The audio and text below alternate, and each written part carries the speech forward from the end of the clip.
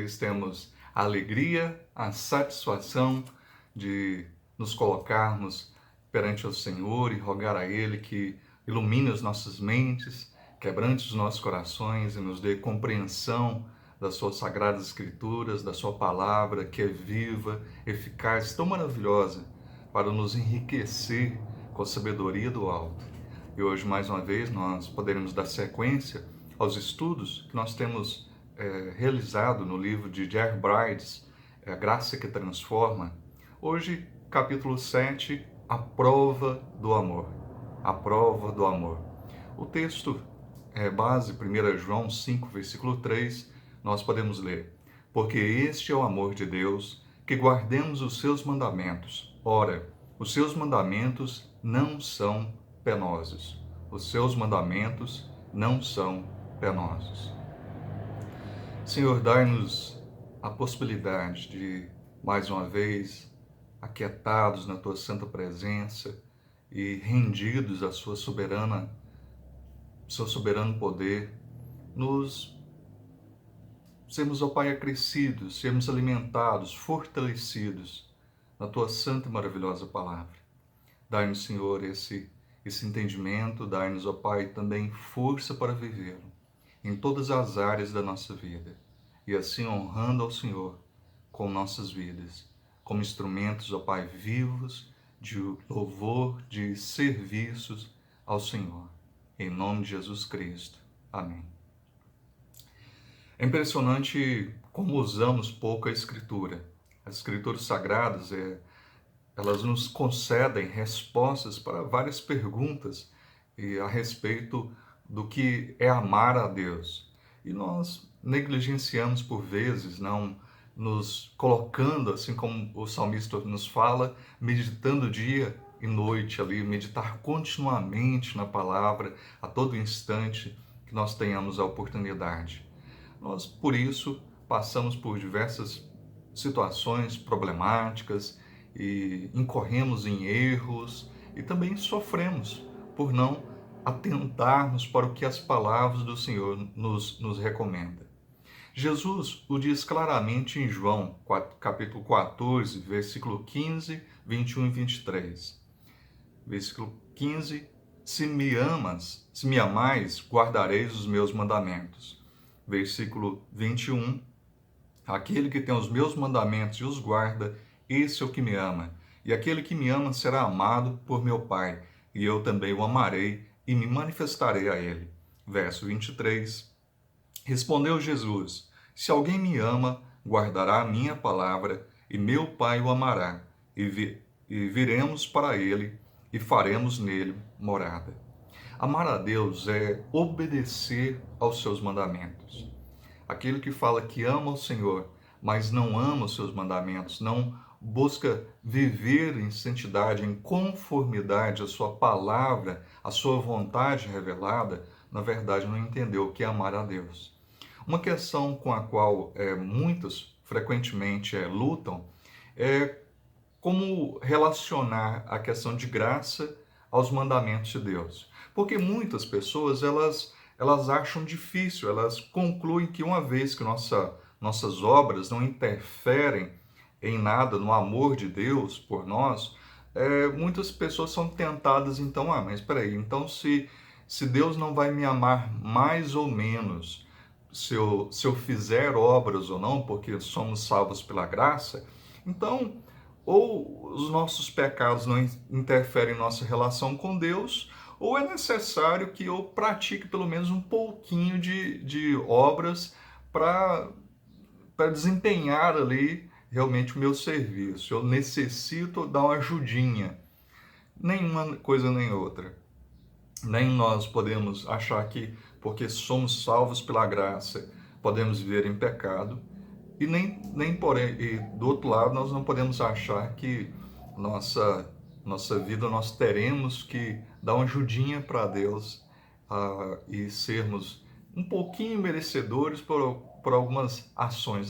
Jesus morreu na cruz, tudo bem, mas eu tenho que fazer por merecer em algumas situações. Nem uma coisa nem outra. A resposta de Paulo para ambos os casos, em Romanos capítulo 6, versículo 2, Romanos 6, versículo 2, vamos abrir lá. De modo nenhum. Como viveremos ainda no pecado, nós, os que para ele morremos? De forma alguma. Nós fomos mortos ali, nós estávamos mortos em nossos delitos e pecados, nós merecíamos a condenação eterna, mas Cristo nos livrou dessa condenação. Então, nós não somos mais escravos do pecado. Nossa velha natureza, nosso velho homem foi mortificado. Assim nós não temos mais não estamos mais debaixo de condenação. Então nós não mais vivemos em função realmente do mundo, da carne, da vontade do diabo. A nossa obediência é uma resposta amorosa ao amor de Deus e não uma tentativa de obter esse amor divino para nós. Não é, eu tenho que praticar, tenho que desempenhar o amor para que eu seja amado pelo Senhor. Deus vai me amar mais se eu demonstrar o amor. Nós podemos ver isso em 1 João 4,19. Nós amamos porque Ele nos amou primeiro. Então, não é que nós amamos e Deus nos amou, não, ou nos ama, mas Deus nos amou quando nós ainda éramos pecadores, nós éramos falhos, nós éramos seus inimigos, e Ele nos amou. E se revelou a nós e entendemos toda, então, a natureza, que é graciosa. Nós nada merecíamos de bom, nós nada merecíamos. Portanto, uma evidência clara de que estamos vivendo pela graça é a nossa obediência amorosa aos mandamentos do Senhor. Não é uma obediência forçada, uma obediência por medo, por constrangimento, mas uma obediência por amor, porque Ele nos amou primeiro, nós então o amamos também.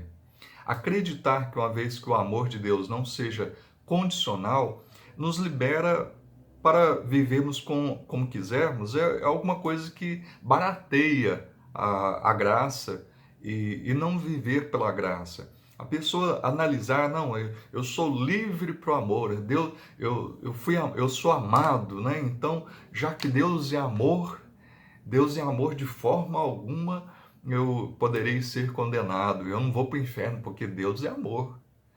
Deus é amor, mas Deus é justo. Justo e justificador. Deus não tapou os olhos para os nossos pecados, mas os nossos pecados foram pagos, uma vez quitada a dívida, então Ele demonstra esse amor para conosco, ao nos redimir, nos comprar, nos restaurar a essa comunhão para com Ele. Um justo demonstrou ali a sua justiça lá na cruz, punindo seu filho, mas também nos justificou. Em Cristo nós somos livres da condenação. Em Cristo nós somos perdoados. Ele, o perfeito Cordeiro de Deus. Nós devemos obedecer os mandamentos de Cristo, e isso nos sugere duas coisas. A sua orientação é clara quando nós olhamos para o texto qual foi lido, de João 14, 15, 21 e 23. Não há dúvida quanto ao que fazer e ao que não fazer. A ética, em determinada situação, dirige-se pelo que parece bom no momento, né? Então nós temos essa tendência de achar, não, deixa eu ver o que parece bom aqui nessa situação. E não pela aplicação de absolutos. Deixa eu ver na palavra, porque a palavra é uma. E nós falamos e nós ouvimos muitas pessoas falando assim, eu acho, eu penso, eu sinto. Não. O que eu acho, o que eu penso, o que eu sinto, deve ser deixado de lado. O que está escrito deve ser observado. O que a palavra de Deus diz quanto a isso, quanto àquilo. Nessa situação, ao olhar para as Sagradas Escrituras, o que elas me concedem de iluminação, para resolver essa questão. E assim nós podemos nos lembrar de Jeremias 17, verso 9. Enganoso é o coração mais do que todas as coisas e desesperadamente corrupto quem o conhecerá. Então essa questão de, vou fazer segundo o meu coração. O coração é enganoso, é desesperadamente corrupto quem o conhecerá. Nós não podemos viver segundo, então, aquilo que o nosso coração nos mova a fazer, porque nós vemos cada atrocidade nos jornais e as pessoas que as cometem dizem: fiz isso porque meu coração, meu amor me direcionou para isso. Eu fiz o que estava no meu coração. Certamente, corrupto e enganoso é o nosso coração, se não buscarmos a orientação do alto, se não buscarmos a direção do Santo Espírito para as nossas vidas. Efésios 5,17, provando sempre o que é agradável ao Senhor. Também 1 Tessalonicenses 4,3, pois esta é a vontade de Deus, a vossa santificação, que vos abstenhais da prostituição. Então o Senhor nos chama realmente até essa vida santa, essa vida agradável, essa vida que o honre. Então, saber a vontade de Deus e provar o que é agradável são as mesmas coisas. Então, uma vez que nós buscamos conhecer a palavra do Senhor e vivê-la, isso agradará ao Senhor.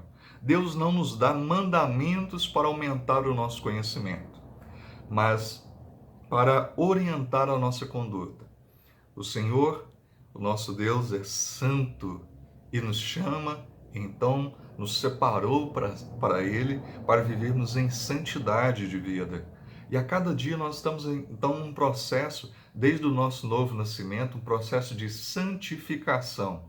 A cada dia nós somos conformados, nós somos transformados pela renovação ali, realmente pela ação poderosa do Espírito Santo através da sua palavra, a sermos moldados, aquela nossa imagem e semelhança a qual nós somos criados, somos feitos do nosso Senhor Deus, ela foi corrompida, ela foi afetada pelo pecado. Uma vez em Cristo, salvos no Senhor Jesus Cristo, nós somos restaurados mais a cada dia. Nós não seremos perfeitos nesse mundo, nunca. Nós não atingiremos o momento, poderemos dizer, eu não peco mais, agora eu sou perfeito. Não, aqui nesse mundo nunca chegaremos a esse ponto. Mas no mundo por vir, na glória por vir, sim, seremos aperfeiçoados, chegaremos à plenitude ali e estaremos na presença do Senhor. Mandamento significa também autoridade. Mais especificamente, orientar com autoridade. Então, um mandamento não é apenas uma orientação que pode ou não ser aceita, que pode ser aceita ou rejeitada. Na verdade, o mandamento ele pressupõe que quem determinou pode exigir a sua realização, que é cobrado para ser praticado, para ser seguido. Isto, então, está implícito na Escritura. Aliás, nós vemos de forma realmente clara, as Escrituras nos falam para que, quando nós chamamos ao Senhor, né, ali eu já falei, né, a Deus de Senhor, Ele é Senhor. Então nós nos rendemos a Cristo como Senhor e Salvador de nossas vidas. Ele é o nosso Senhor. Nós somos seus súditos. Nós nos rendemos ao senhorio, à vontade do nosso Senhor e Salvador, ao nosso Mestre. Lei e graça. Muitos pegam e falam, eu não estou mais debaixo da lei, mas sim da graça, então não preciso mais praticar a lei. Devemos nos atentar para esse detalhe. No reinado da graça, os mandamentos de Deus continuam tendo autoridade. A palavra de Deus não caducou de forma alguma. Parte dela já foi cumprida na pessoa de Cristo. Então, aquelas exigências, algumas exigências cerimoniais, as exigências também ali da lei civil, elas foram cumpridas. Cristo obedeceu plenamente aquelas exigências daquelas leis. Mas a lei moral sempre existiu. Desde que o homem foi criado, ali Adão e Eva, foi-lhes imposto então que deveria haver uma lei moral. Então havia um relacionamento ah, do homem para com Deus, do homem para com seu próximo e do homem para com a natureza. Existia esses mandatos ali para com esse relacionamento. Esse mandato de amar ao Senhor, de adorá-lo, de servi-lo, de estar em comunhão com o Senhor, já é visto mesmo antes da queda do homem. Então, esse mandato, esse mandamento de obediência, né? Não é um pedido ou resposta opcional, mas uma resposta que deve ser demonstrada em amor. Deve ficar claramente entendido que a graça de Deus não altera então, esse fundamento da lei moral de Deus. O legalista, ele busca se justificar seus pecados na obediência ali da lei e rejeita a graça em Cristo. Então a pessoa rejeita a Cristo, uma vez que ela tenta viver uma vida que ela mereça a salvação pelas suas obras, pelas suas ações, pelo aquilo que ele acha que irá dar um cala-boca em Deus. Não, ó Deus, o senhor não pode falar nada porque eu vivi, eu fiz. E nós vemos diversas pessoas que o Senhor Jesus encontrou ali que se achavam realmente pessoas muito perfeitas. O jovem rico, tudo tem observado, tudo isso tem feito. E o Senhor que sonda os corações, que conhece o mais íntimo, pega e fala: é mesmo, você é perfeito, você tem observado tudo, você tem amado seu próximo? Vende tudo que você tem, dá aos pobres, então. Você está falando que tem observado toda a lei, então você tem que amar o seu próximo. Você tem amado? E aquele jovem, por ser dono de muitas propriedades, de várias posses, ele pega e sai ali e vai embora. Então, a salvação não nos isenta da obediência, da mesma forma que a filiação não isenta o filho de obedecer ao seu pai. Então, uma vez que nós somos salvos, não é por isso que nós vamos deixar de obedecer a palavra. Da mesma forma que, uma vez que a pessoa é filho, não vai isentar de amar ao pai, de honrar ao pai, de dedicar ali a sua vida em resposta amorosa àquela paternidade. A resposta à graça nos leva à obediência de forma grata e amorosa. Nós somos gratos a Deus por tudo que Ele fez. E uma demonstração disso é o nosso nos render à presença dele de forma amorosa, além do fato de concordamos com ela por ser santa, justa e boa. A palavra de Deus é perfeita. O problema não é a palavra, o problema somos nós.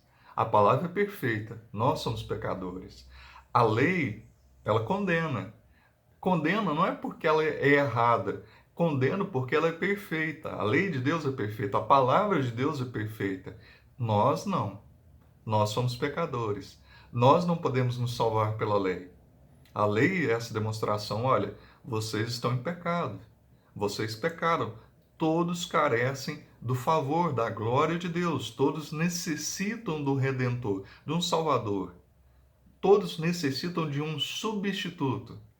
E o único substituto, o único caminho, a única verdade, a única que pode nos conceder vida é o nosso Senhor e Salvador Jesus Cristo.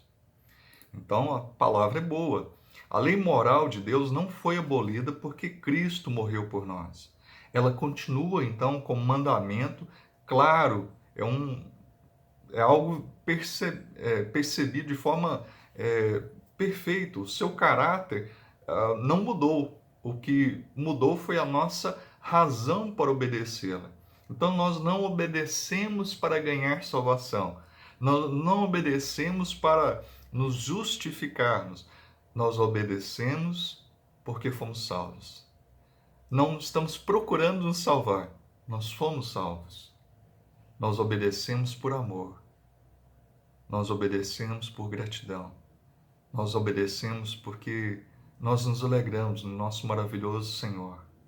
O legalista obedece para ganhar a bênção e não para ser amado, não para demonstrar ali realmente amor para com o Senhor, de forma alguma. Ele busca realmente as bênçãos ali do Senhor por conta dos seus supostos méritos. Mas nós não, porque nós já somos amados por Deus. Em Cristo, nós já somos amados por Ele. O amor é o cumprimento da lei. Romanos 13, verso 10. O amor não pratica o mal contra o próximo, de sorte que o cumprimento da lei é o amor. Então, o cumprimento da lei é o amor, e não o medo do castigo. Então, nós obedecemos não por medo, mas por amor. E os judeus não entendiam isso, não compreendiam isso, não compreendem ainda vários que não creram no Senhor Jesus como Senhor de suas vidas. Eles entendem a lei ali, a Torá, que até então eles têm aqueles livros, como algo que tem que ser obedecido, porque Deus então, senão vai fulminá-los ali, que Deus é um Deus realmente rígido e terrível, mas os seus mandamentos, para aqueles que compreendem uma vida de graça, não são penosos. É agradável viver essa vida realmente que honra ao nosso Senhor. Viver a vida da graça, escapar das armadilhas do legalismo, não é tão simples assim. Nós podemos sutilmente reimplantar uma conduta baseada em méritos e condicionada por desempenho, simplesmente por achar que os mandamentos de Deus são opcionais e não obrigatórios. Então nós temos que tomar cuidado com isso, de achar, não é obrigatório, não, os mandamentos são opcionais, né? Eu posso ou não vai ter problema, como mencionamos no início desse estudo. O raciocínio, então, é esse, né? Se não tem de obedecer por Cristo, porque Cristo já pagou minha dívida de justiça perante Deus, então minha obediência voluntária após a salvação deve valer algum mérito, né? Deve valer alguma coisa. Então, o que eu faço agora vai ser uma coisa a mais para mim, eu vou ser mais abençoado. Como alguns pensam, né? Eu vou ter, não é um barraquinho celestial, não, vou ter uma mansão celestial. Eu vou morar num bairro nobre lá no céu. Alguns jogam essa noção de mérito, então, né? Só que no céu não vai ter um casebre espiritual e uma mansão espiritual. Todos nós estaremos juntos, todos nós gozaremos realmente da comunhão com nosso Deus, o Pai, os que foram salvos em Cristo. Não vai haver ali cristãos de segunda classe, salvos de segunda classe. Não vai ter ali separação entre o povo de Deus naquele lugar, de forma alguma. Ali nos céus, todo o povo unido, toda raça, todos os povos, né? Dentre todos os povos, todos estarão ali louvando, engrandecendo, bendizendo ao santo nome do nosso Senhor. Dessa forma, então, nós entendemos que a lei é serva da graça e não sua opositora.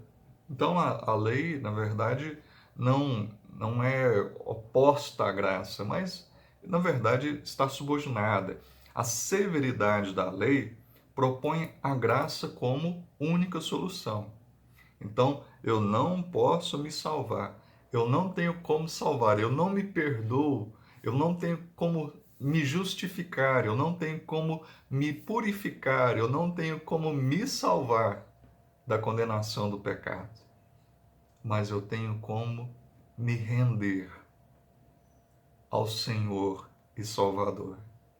Então a solução, a parte de qualquer obra para a nossa salvação e para a nossa santificação, não existe fora da graça de Deus.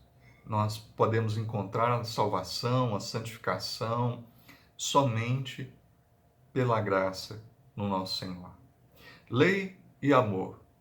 Alguns interpretam de forma errada, equivocada, a palavra que Paulo afirma, que a lei do amor, né, ali no Novo Testamento, eles acham que substitui a lei do Antigo Testamento. Nós podemos ler lá em Romanos 13, versículo 8 ao versículo 10. A ninguém fiqueis devendo coisa alguma, exceto o amor, com que vos ameis uns aos outros, pois quem ama o próximo tem cumprido a lei. Pois isto, pois, pois isto, não adulterarás, não matarás, não furtarás, não cobiçarás. E se há qualquer outro mandamento, tudo nessa palavra se resume: amarás o teu próximo como a ti mesmo.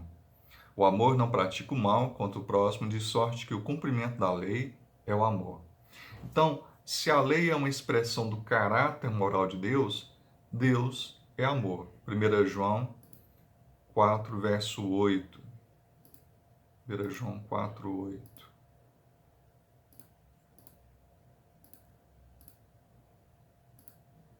Aquele que não ama não conhece a Deus, pois Deus é amor. Aquele que não ama, que não pratica o amor, esse não conhece ao Senhor. Então não se pode distinguir entre lei e amor. Não pode haver essa separação, porque ela não existe nas Escrituras. Realmente, pois ambos expressam o caráter de Deus. Deus tanto requer um quanto o outro. O amor é o motivo da obediência à lei. E a orientação, então, que nos conduz para o exercício ali do amor, em amor. Por exemplo, o amor não faz mal ao próximo, como nós podemos verificar, como foi lido, né, aqui no versículo 9 e 10 de Romanos capítulo 13. E como saberíamos de que o mal, de que mal a Escritura fala, se a lei não nos ensinasse? Então, a lei é necessária porque ela nos aponta, olha, isso é pecado, isso é errado, isso é certo, isso deve ser praticado, isso não pode ser praticado. Então, ela é aio. Então, a lei nos mostra, ela nos direciona. Nós não somos salvos por ela, mas ela direciona a nossa vida e o Espírito Santo nos auxilia, então, a praticá-la. Assim, nós podemos ler o fruto do Espírito, aquelas qualidades, nós podemos ver as bem-aventuranças, aquele caráter moral ali, não é alguma coisa que nós podemos praticá-lo ou vivenciá-lo por nossa própria força, vontade, intelecto, não. Aquilo ali só pode ser praticado e vivido e desenvolvido pela ação do Santo Espírito em nosso viver. A cada dia, o Espírito Santo vai nos aperfeiçoando, vamos amadurecendo ali a nossa vida perante o Senhor. Nós podemos verificar, assim como 1 Coríntios 13, versículo 4 a 7, fala das especificações ali do amor, do caráter, do amor ao próximo, nós vemos também em Levíticos, capítulo 19, versículo 11 a 18. Então ali está falando de uma coisa e nós vemos ali no Antigo Testamento falando a mesma coisa, no sentido de amar, de honrar, de não tratar mal ao próximo. E são então princípios que prevalecem. O princípio do amor não é o princípio mais alto ou importante que a lei moral de Deus. Mas o motivo então da obediência, enquanto a lei, é a orientação como guia para a santidade. A lei então ela nos mostra realmente como devemos nos portar. A lei do Antigo Testamento. Os princípios legais, morais do Antigo Testamento são válidos até hoje, como já mencionei anteriormente. E como eram naquele tempo. Os autores do Novo Testamento fazem referência constantemente a isso.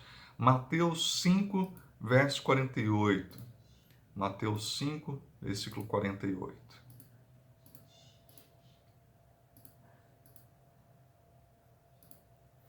Portanto, sede vós perfeitos, como perfeito é o vosso Pai celeste. Também Marcos 12, 30. Marcos 12, 30. Amarás, pois, o Senhor teu Deus de todo o teu coração, de toda a tua alma, de todo o teu entendimento, de toda a tua força. Verso 31. O segundo é: amarás o teu próximo como a ti mesmo. Não há outro mandamento maior do que estes.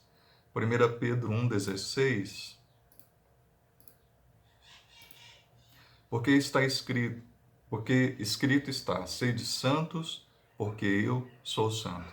Então, a lei moral, ela continua válida para nós até nos nossos dias. A aplicação dos princípios pode variar de época para época, assim como Deuteronômio 22, versículo 8. É interessante como o Senhor visava ali o bem em diversas áreas.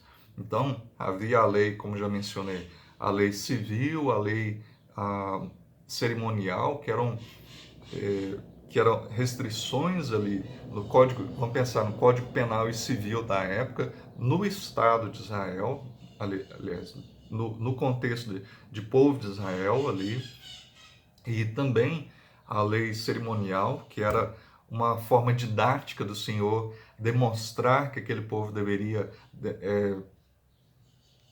crer e viver ali em fé, em santidade, em vida amorosa para com o Senhor. Era algo didático para eles irem aprendendo a como se demonstrar ali, se achegar perante o Senhor e focar seus olhos sempre no Cordeiro que haveria de vir, de morrer em seu lugar, do Salvador, do Cristo, do Messias, do ente querido de Deus. Assim nós vivenciamos isso. Então, Deuteronômio 22, 8 é interessante. Institui uma lei ali, quando fosse construído uma edificação mais alta, era para ter um parapeito. Que se houvesse aquele parapeito e acontecesse de ter um acidente, alguém cair daquele lugar, ele não seria culpado. Mas se não fizesse aquele parapeito, ele seria tratado ali como responsável por aquela morte. Olha só, mas a lei ainda vigora de construir um parapeito? Não. Nós já temos as leis aí, os engenheiros nos nossos dias, que a própria sociedade impõe, determina que seja colocado telas, vidros, parapeitos ali para evitar acidentes, tanto com adultos quanto com crianças. Mas naquela época era uma necessidade que o Senhor ali, através daquele momento, fosse instituída essas regras para o bem-estar físico ali daquela sociedade. Liberdade do Evangelho. Como fica então Efésios 2,14? Efésios 2,14. Porque ele é a nossa paz, o qual de ambos fez um, e tendo derribado a parede da separação que estava no meio a inimizade, aboliu na sua carne a lei dos mandamentos na forma de ordenanças, para que dos dois criasse em si mesmo um novo homem, fazendo a paz. Também Gálatas 5, versículo 1. Gálatas 5, verso 1.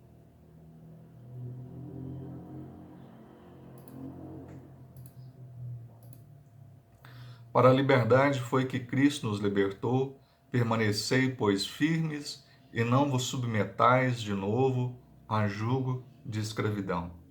Paulo não está tratando da lei moral de Deus em Efésios 2, pois no capítulo 6, verso 2, 1 e 2, então, 6, 1 e 2, irmão, se alguém for surpreendido em alguma falta, vós que sois espirituais, corrigi-os com espírito de brandura e guardaste para não sejas também tentado. Levai as cargas uns dos outros, assim cumprireis a lei de Cristo.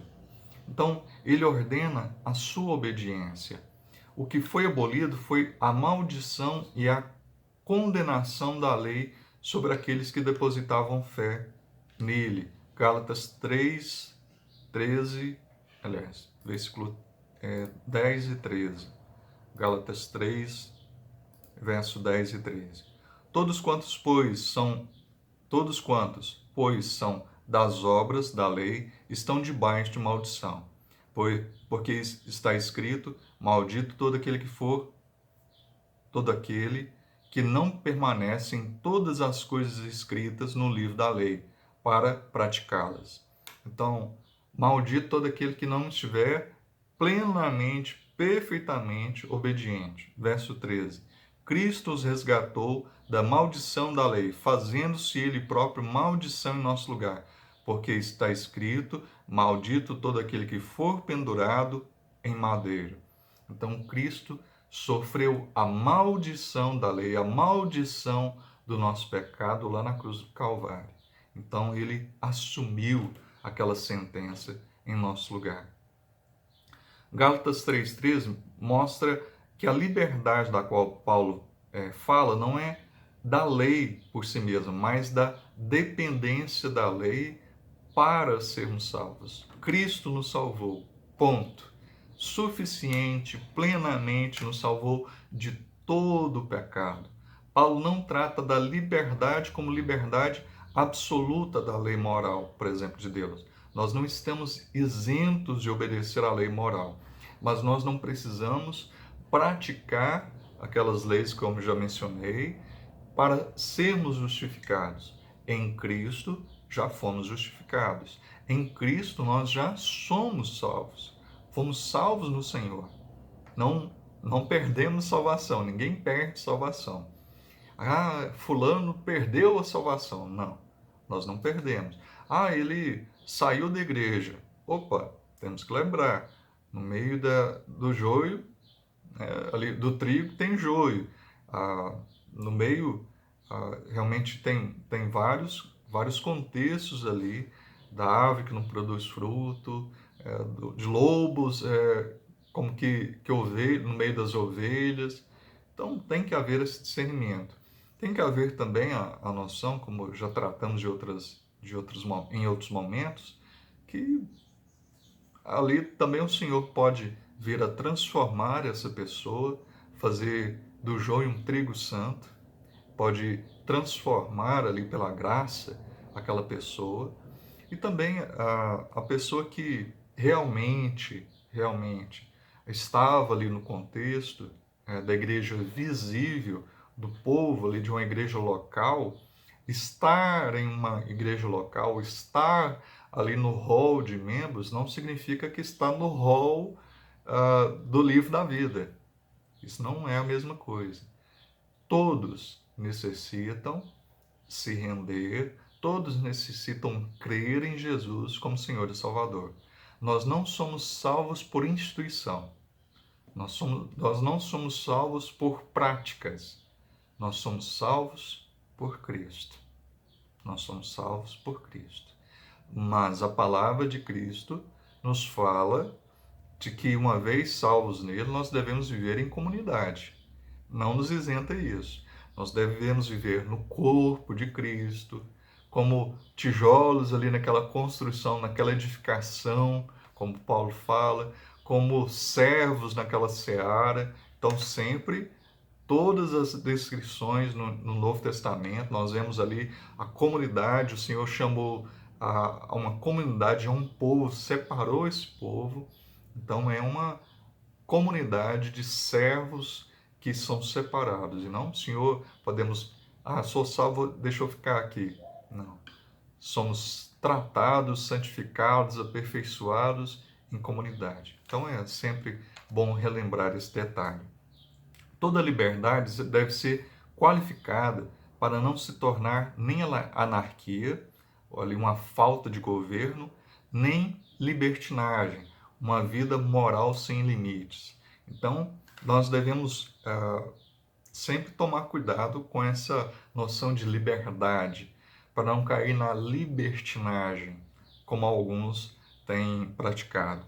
Não somos livres para não pagar impostos e nem para dirigir no lado contrário, no lado oposto, no lado errado, na mão errada ali na rua. Vou pegar meu carro e eu quero dirigir na mão contrária. Vai provocar um acidente. Nós podemos morrer ou matar outra pessoa porque estaremos infringindo a lei. Nós não somos livres para fazer o que quisermos como sociedade. Nós não somos livres para desrespeitar as autoridades, não. A palavra de Deus nos fala para respeitar, honrar, orar pelas autoridades, por aqueles que estão acima de nós. Enquanto for possível, enquanto eles não forem contrários à palavra do Senhor, no sentido de proibirem, por exemplo, que nós estejamos adorando e servindo ao Senhor, então nós devemos permanecer, sim, ali obedientes àquelas autoridades, rogando ao Senhor que esteja agindo nos corações dessas autoridades, porque elas são realmente um instrumento de Deus ali, por benefício ou para realmente um juízo sobre o seu povo. Então, a libertação da lei como caminho de salvação meritório, nós não podemos esquecer disso. Nós somos, então, livres da lei por alcançar a salvação por mérito, porque ninguém conseguiria fazer isso.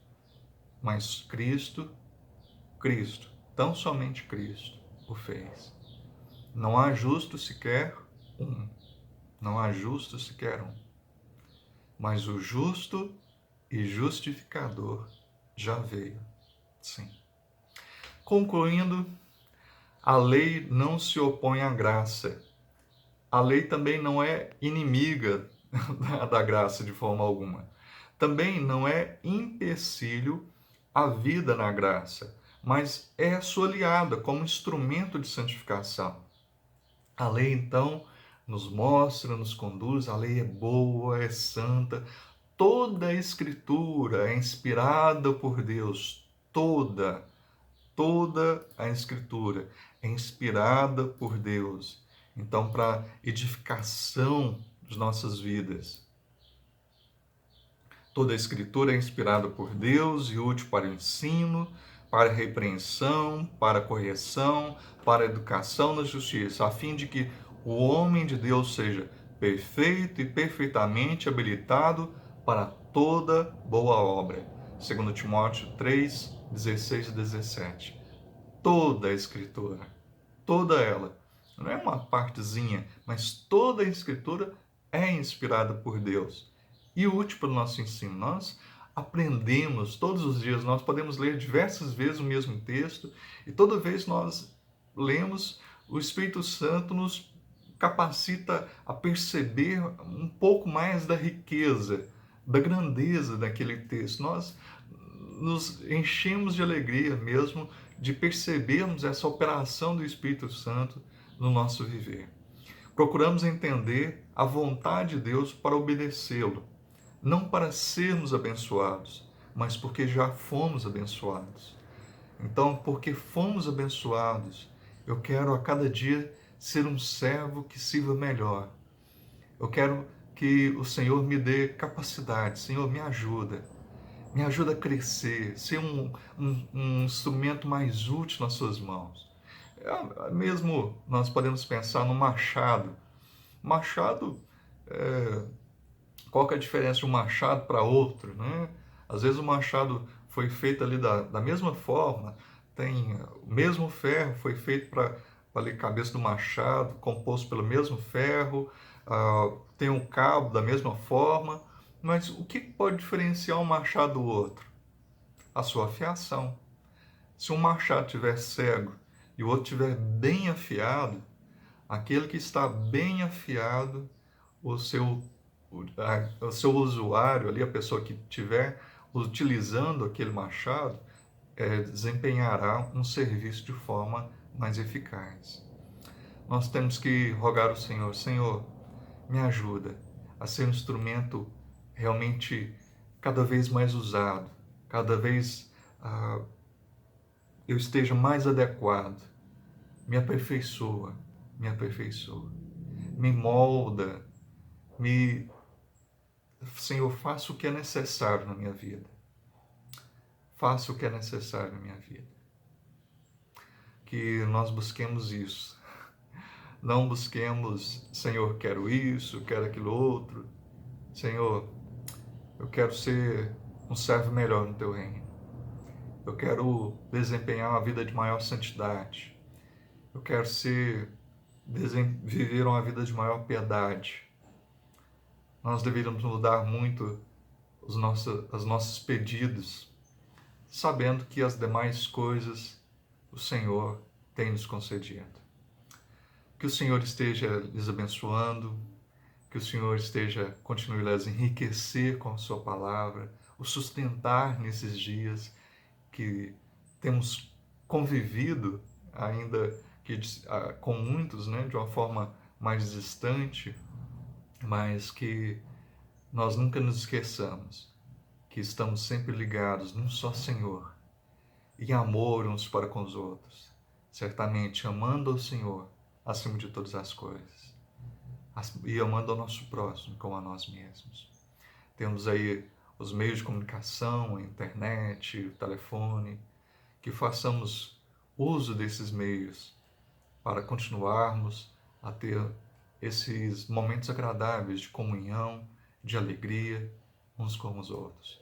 Deus os abençoe. E até a próxima oportunidade. Até lá. Tchau, tchau.